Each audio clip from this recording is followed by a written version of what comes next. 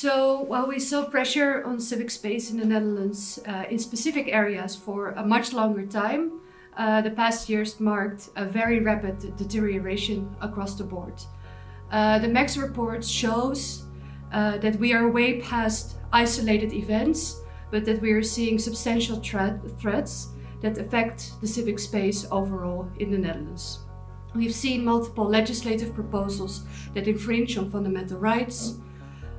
We see an increasingly hostile narrative towards critical voices that is questioning the legitimacy of watchdog organizations instead of stressing their importance for a vibrant democracy.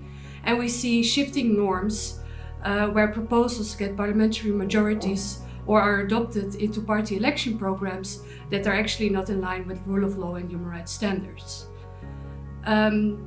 And we see also how there is a growing tendency to surveil and monitor activists and protesters. So we see all of this together, that the checks and balances are clearly put to the test in the Netherlands, but we can luckily still reverse this trend. MEX provides us with a great monitoring tool that is civil society led and grounded in European standards.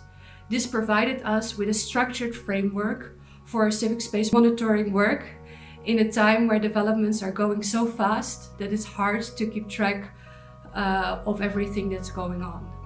And it provides us with a tool to link national developments to EU policies and standards. This allowed us to map the threats and weaknesses and provide recommendations to address these weaknesses.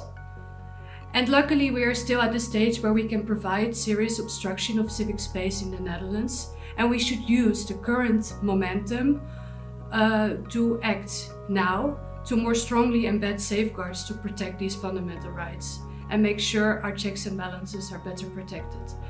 That's why in our civic space report, we are advocating for a national action plan to strengthen civic space in the Netherlands.